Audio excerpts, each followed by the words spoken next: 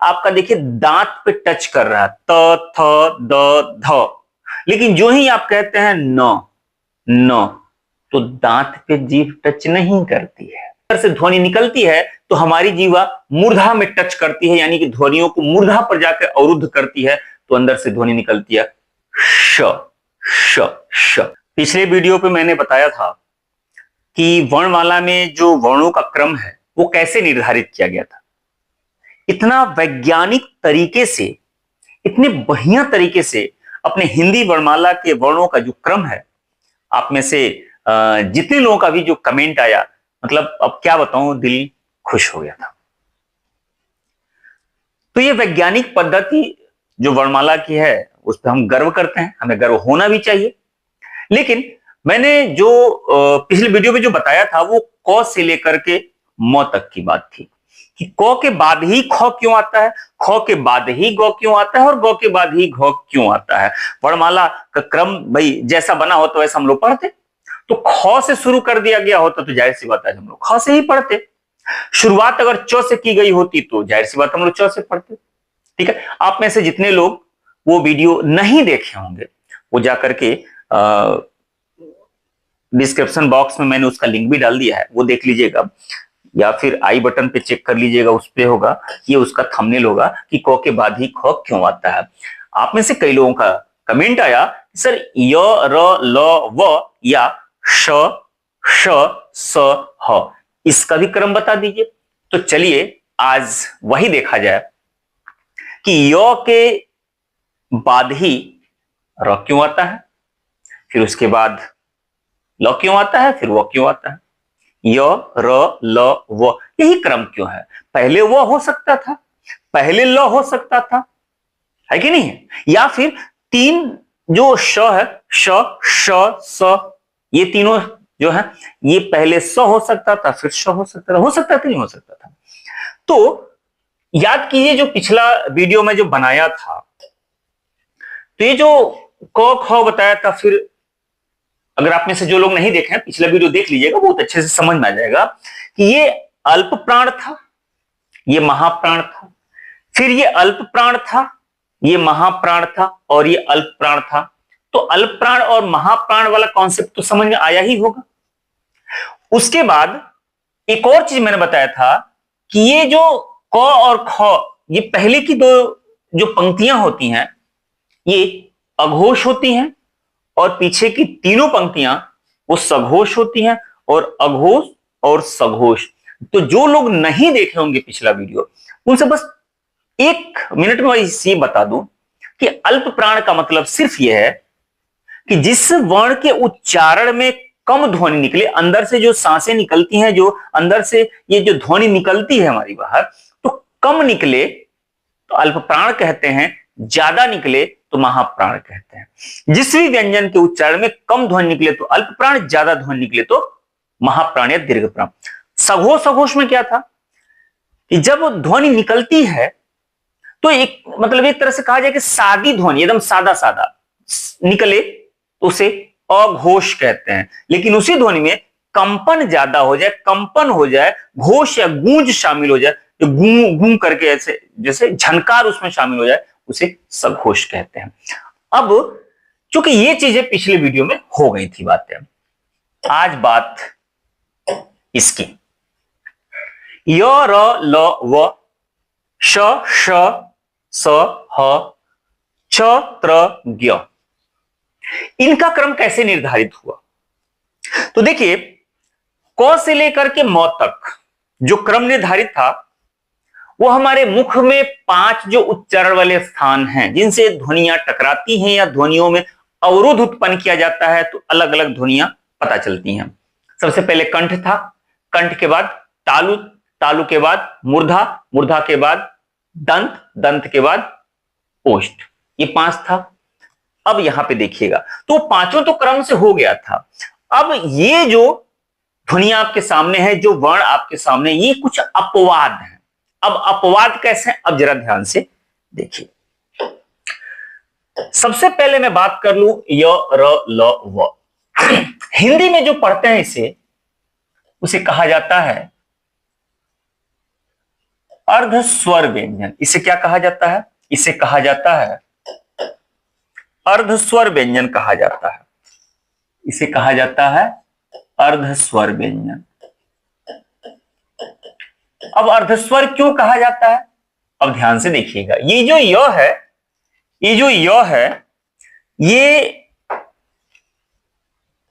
ई धन औ, ई में औ के मिलने से यो बनता है, यो बनता है। री में औ के जुड़ने से रौ बनता है। उसी तरीके से री में औ के जुड़ने से लौ बनता है और उ में औ के जुड़ने से वो बनता है। मतलब साफ साफ है कि स्वर में स्वर के जुड़ने से स्वर बनना चाहिए। औ में औ जुड़े आ बन जाएगा, उ में उ जुड़ेगा बड़ा उ बन जाएगा, औ में उ जुड़ेगा ओ बन जाएगा, ऐसे बहुत कुछ। लेकिन यहां क्या है कि स्वर में स्वर जुड़ा और बन क्या रहा है? व्यंजन। स्वर में स्वर जुड़ा तो बन क्या रहा है? व्यंजन। यहां भी स्वर में स्वर जुड़ा, देखिए व्यंजन, स्वर में स्वर जुड़ा हो बन रहा है व्यंजन। तो इसीलिए इसे कहा जाता है अर्ध स्वर व्यंजन, यानी कि इसके मूल में आधा स्वर है। इन व्यंजनों का जन्म जो है वह स्वरों के मिलने से बना है। एक तो अब मैंने कहा था ना कि सारे ये जो व्यंजन आपको दिखाई दे रहे हैं सब अपवाद वाले हैं। अब क्रम कैसे निर्धारित होगा? अब इसके पीछे जरा देख लीजिएगा ध्यान से। य का उच्चारण स्थान है तालु, तालु। र का उच्चारण स्थान है मूर्धा। ल का उच्चारण स्थान है दंत। व का उच्चारण स्थान है होठ, होठ।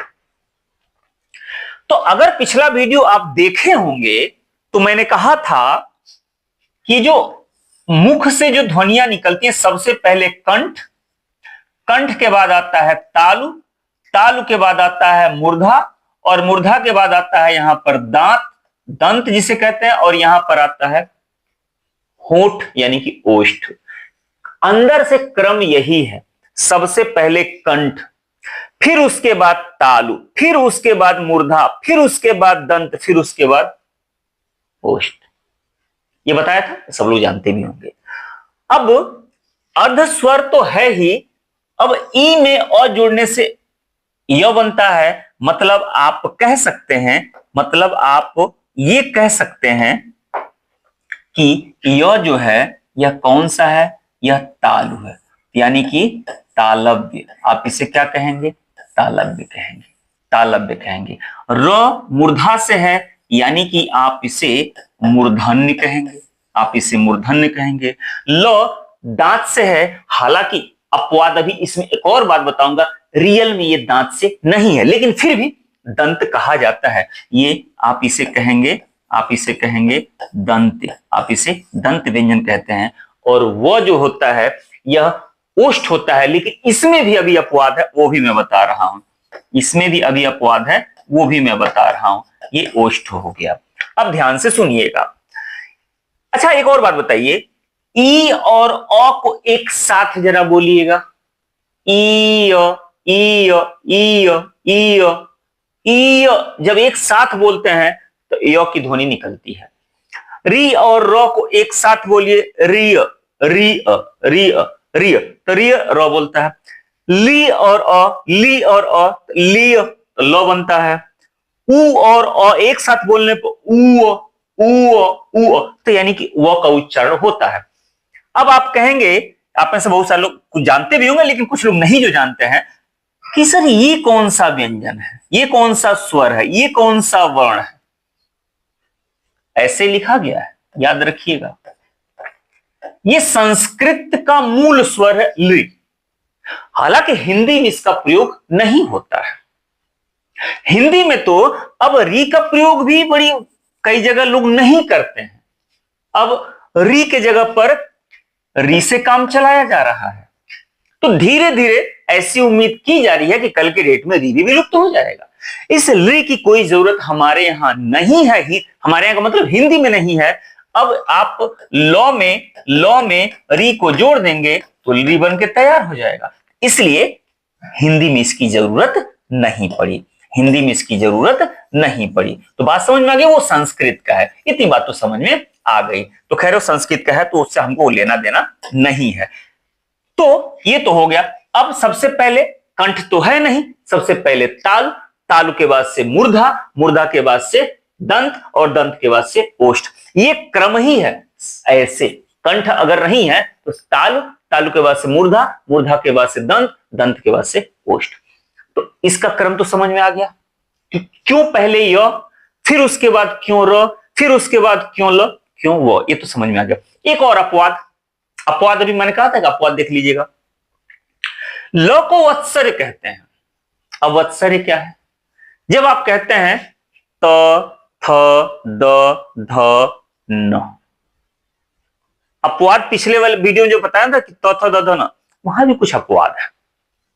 अब इसे अपवाद कहा जाए या हिंदी का दोष कहा जाए, जैसे भी कहा जाए, दोष न कह के अपवाद ही कहा जाए ज्यादा बेहतर होगा। जब हम कहते हैं त थ द ध, आप भी मेरे साथ उच्चारण कीजिएगा। जब त थ द ध कहते हैं तो यहां तक जीभ जो है आपका देखिए दांत पे टच कर रहा है, त थ द ध। लेकिन जो ही आप कहते हैं न, न, तो दांत पे जीभ टच नहीं करती है, दांत के ऊपर मसूड़े पे टच करती है, जबकि उसको हम लोग दंत व्यंजन कह देते हैं। तो से लेके न तक एक ही गुरु, जैसे क से लेकर अंग, क से लेके अंग ये कंठ, च से लेके यहां तालु, सब ऐसे था ना, प से लेके म होठ से था। लेकिन त थ द ध ये जीभ दांत में टच करती है, दंत व्यंजन है, लेकिन जो ही कहते हैं न, तो न दांत से ऊपर मसूड़े पे जीभ टच करने लगती है। ठीक उसी तरीके से ये जो ल है, कहने के लिए ये दंत है, लेकिन सच्चाई है कि इसे वत्सर्य कहते हैं, यानी कि मसूड़े से बोला जाता है। ठीक, बात वही है, पहले तालु होगा, तालु के बाद से मूर्धा होगा, मूर्धा के बाद से दंत या दंत या वत्सर्य कह सकते हैं। वो में देखिएगा परेशानी क्या है या अपवाद क्या है या इसकी अच्छाई क्या है, खूबसूरती क्या है। वह पूरी तरीके से ओष्ठ नहीं होता है, इसे दंतोष्ठ कहते हैं, इसे दंतोष्ठ कहते हैं, यानी कि दांत और होठ दोनों का सहारा लिया तो वह बोला जाता है। इंग्लिश में वी से भी वह बनता है, इंग्लिश में डब्ल्यू से भी वह बनता है।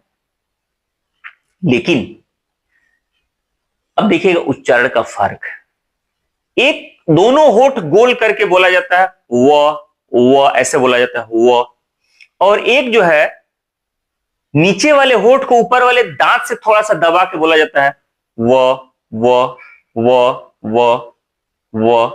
तो ऊपर वाले दांत और नीचे वाले होठ के संपर्क में जो व बोला जाता है व व व व, तो यही व जो है ये है, ये वो है ऐसे। तो इसीलिए दांत और होठ का सहारा लिया तो ये बना वो, इसका उच्चारण होता है वो। खैर जो भी हुआ, क्रम तो समझ में आ ही गया, पहले य, फिर र, फिर ल, फिर वो। अब आते हैं श पर, जिसे है बोलचाल की भाषा में कहा जाता है बड़ा श। हालांकि कोई बड़ा बड़ा नहीं होता, कोई बड़ा कोई छोटा नहीं है। इसका उच्चारण तालु से होता है, तालु से। अभी यहां पे मैंने बनाया था, सबसे नीचे कंठ, कंठ के यहां पर तालु, तालु, तालु के बाद से यहां है मूर्धा, यहां है मूर्धा, और यहां है दंत, और ये है ओष्ठ। ठीक है, ऐसे बनाया था। तो श का उच्चारण जो होता है वह तालु से होता है, यानी कि यहां से होता है, इससे बनता है, तालु से होता है श। ठीक है, ये जो है इसका उच्चारण मूर्धा से होता है, अंदर से ध्वनि निकलती है तो हमारी जीवा मूर्धा में टच करती है, यानी कि ध्वनियों को मूर्धा पर जाकर अवरुद्ध करती है, तो अंदर से ध्वनि निकलती है श श श श। ठीक है, ये तालु से बोला जाता है श, और ये मूर्धा से श, तो देखिएगा मूर्धा कहां है, यहां है। अब यहां से ये बोला जाता है। बात समझ में आ गई? ये जो स है, ये स स स स, तो जीभ जो है दांत के पास जाकर के टच करती है, यानी ध्वनियों को अवरुद्ध करती है दांत के सहारे जीवा, तो ये स निकलता है, स स स। ठीक है, श श स, तो ये रहा स। तो इसका भी क्रम समझ में आ गया कि सबसे पहले यही वाला श क्यों होता है, फिर उसके बाद से श क्यों होता है, फिर उसके बाद से स क्यों होता है। ठीक है, अब आप में से बहुत सारे लोग ये कहेंगे कि ह का उच्चारण तो कंठ से होता है, ह का उच्चारण तो कंठ से होता है, तो फिर इसे सबसे लास्ट में क्यों रखा गया? तो याद रखिएगा, ह का उच्चारण सही मायने में कंठ से ना होकर के, कंठ से ना होकर के स्वर यंत्र से होता है, स्वर यंत्र से होता है। याद कीजिए, पिछले वीडियो में मैंने कहा था कि ह को स्वर यंत्र मुखी व्यंजन कहा जाता है, स्वर यंत्र मुखी व्यंजन कहा जाता है। मतलब कि किसी भी व्यंजन के साथ अगर ह शामिल कर लिया जाए तो एक नई ध्वनि बनकर के जन्म ले लेती है। पिछला वीडियो पे जाकर के आप देखिएगा, क के साथ ह, क और ह एक साथ बोलिए तो ख बन जाता है, ग और ह एक साथ बोलिए तो घ बन जाता है, च और ह एक साथ बोलिए तो छ बन जाता है। तो वो रियल में कहने के लिए कह दिया जाता है कंठ, लेकिन सच्चाई यह है कि वो कंठ न होकर के वह स्वर यंत्र से बोला जाता है, स्वर यंत्र मुखी व्यंजन उसे कहा जाता है, उसे स्वर यंत्र मुखी व्यंजन कहा जाता है। इसीलिए पूरे वर्णमाला में सबसे आखिर में रखा गया ह को, ह को सबसे आखिर में रखा गया, यानी कि सबके पीछे वो लग सकता है, तो ह को इसीलिए सबसे आखिर में रखा गया। ठीक, अब जरा ये तीनों देख लीजिएगा, छ त्र ज्ञ, छ त्र ज्ञ। अब ये भी एक अपवाद है। अपवाद क्यों? इसको कहा जाता है संयुक्त या मिश्रित व्यंजन, संयुक्त या मिश्रित व्यंजन। अच्छा, अब संयुक्त या मिश्रित क्यों कहते हैं, संयुक्त या मिश्रित क्यों कहते हैं? जरा ये देखिएगा, संयुक्त या मिश्रित इसे क्यों कहते हैं। अभी आपको बात समझ में आ जाएगी कि संयुक्त या मिश्रित क्यों कहते हैं। ये जो बना हुआ है ना छ, ये किससे किससे मिलकर के बना है? ध्यान दीजिएगा, ये मिलकर के बना होता है क, अपनी भाषा में कहा जाए तो आधा क, और इसी में जोड़ दीजिए श, श। तो ये देखिएगा, ये दोनों जब मिलता है तो बनता है छ, छ। ठीक, अच्छा, अब ये देखिएगा, ये तो उच्चारण से ही समझ में आ रहा है, ये बना है तो और र से, तो और र से बना है। अब इसको देख लीजिएगा, ये किससे किससे मिलकर के बना है? तो ये बना है ज और इया से, इया से, ज और इया से मिलकर के बना है। तो खैर ये बात तो समझ में आ गई कि क और श से मिलकर बना है, ये त और र से मिलकर के बना है, ये ज और इया से मिलकर के बना है। लेकिन पहले ज्य हो जाता तो क्या परेशानी थी, पहले त्र हो जाता तो क्या परेशानी थी, पहले छ ही क्यों हुआ? हम लोग तो क्रम देख रहे हैं ना कि वैज्ञानिक पद्धति से क्यों पहले छ, फिर उसके बाद त्र, फिर उसके बाद से ज्ञ क्यों आया, यही तो देख रहे हैं। अच्छा, एक बात बताइए, इसमें सबसे पहले क आएगा कि तो आएगा कि जो आएगा? सबसे पहले क्या आएगा? जाहिर सी बात है पहले को आएगा, आएगा ना।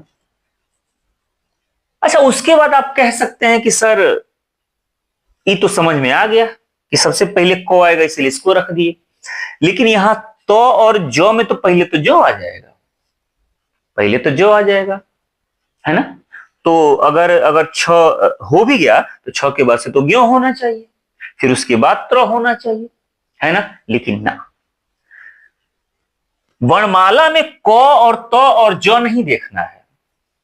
ये देखिए, ये मैंने आपसे उस दिन बताया था कि ये है अल्प प्राण, और अल्प प्राण क्यों था, क्यों था, और क्यों क ही पहले, पहले च, पहले ट, पहले त, पहले प ही क्यों हुआ, फिर उसके बाद ठ, थ, ये कुछ भी हुआ, ये पिछले वीडियो मैंने पूरी तरीके से एक्सप्लेन कर दिया है। तो अब आप समझ गए होंगे कि पहले क, अभी देखिए उसमें क्या क्या था, क और श था तो ये छ बना था, त और र था तो त्र बना था, और ज और या था तो ज्यो बना था ना। तो सबसे पहले क, ये तो समझ में आ रहा है कि शुरुआत यहां से है तो इसीलिए छ पहले रखा गया। अब त्र क्यों रखा गया? त्र ज से मत देखिएगा कि ज तो से पहले जो आ गया, मतलब यह है कि पहले यही वाला वर्ण आएगा। पिछले वीडियो में जाइएगा तो और अच्छे से क्लियर होगा कि पहले यही वाला वर्ण आएगा, फिर ये वाला आएगा, फिर ये वाला आएगा, फिर ये वाला आएगा। ये अल्प प्राण है, ये महाप्राण है, ये अल्प प्राण है, ये महाप्राण है, ये अल्प प्राण है। उसके साथ ये अघोष, ये अघोष है, और ये तीनों सघोष है। तो पहले अल्प प्राण, फिर उसके बाद से महाप्राण, पहले अघोष फिर उसके बाद से सघोष की बारी आएगी। तो ये देखिएगा ये अल्प प्राण हो गया, ठीक है, या फिर कहा जाए ये अघोष हो गया, और ये भी क्या था? अघोष था। ये भी क्या है? अघोष है।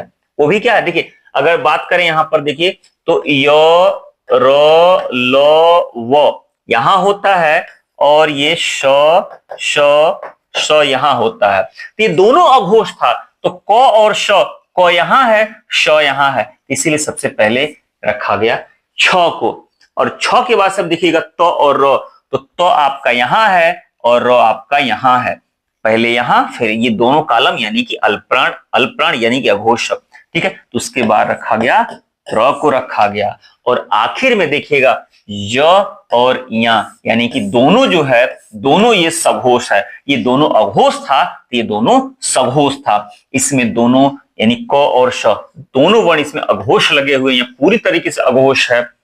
और ये जो त्र बना है इसमें एक अघोष है और एक सघोष है, यानी कि इसमें आधा अघोष आधा सघोष है। और इसमें जब बात कीजिएगा तो इसमें पूरी तरीके से जो दो वर्ण मिले हुए हैं, दोनों सघोष मिले हुए हैं। तो तीन वर्ण है छ त्र ज्ञ। तो छ पूरी तरीके से अघोष व्यंजन है, त्र वो आधा अघोष आधा सघोष दोनों मिलकर बना हुआ है, और ज्ञ यह पूरी तरीके से सघोष है। तो पहले अघोष, उसके बाद से बारंबार बनता है सघोष का।